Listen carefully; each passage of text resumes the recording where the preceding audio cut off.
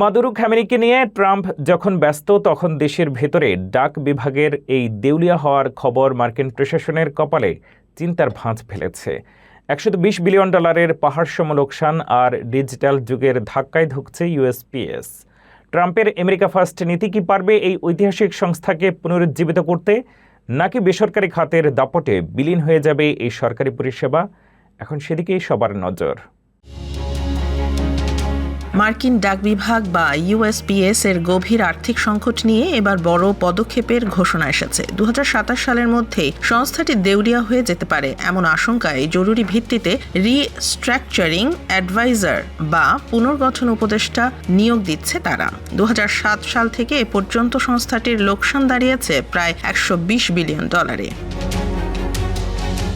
আধুনিক ইমেইল আর ডিজিটাল বার্তার যুগে অস্তিত্ব সংকটে পড়েছে আমেরিকার ঐতিহ্যের প্রতীক US postal service. Postmaster general David Steiner রয়টার্সকে দেয়া এক সাক্ষাৎকারে জানিয়েছেন, চরম আর্থিক সংকট কাটাতে তারা এখন পুনর্গঠন বিশেষজ্ঞ নিয়োগ করছেন, কারণ পরিস্থিতি এতটাই নাজুক যে 2027 সালের শুরুতেই সংস্থাটি পুরোপুরি অর্থশূন্য হয়ে পড়তে পারে।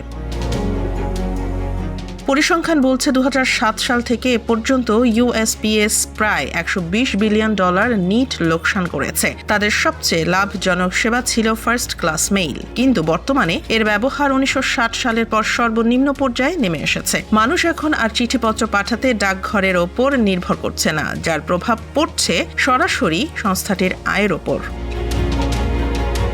ট্রাম্পের দ্বিতীয় মেয়াদে যখন প্রতিটি সরকারি খাতে খরচ কমানোর তোড়জোড় চলছে, তখন ডাক বিভাগের এই বিশাল দেনা মেটানো হোয়াইট হাউসের জন্য বড় চ্যালেঞ্জ। এই পুনর্গঠন কি পারবে কয়েক দশকের পুরনো এই সংস্থাকে বাঁচাতে, নাকি আমেরিকানদের চিরচেনা এই ডাক পরিষেবা চিরতরে বদলে যাবে?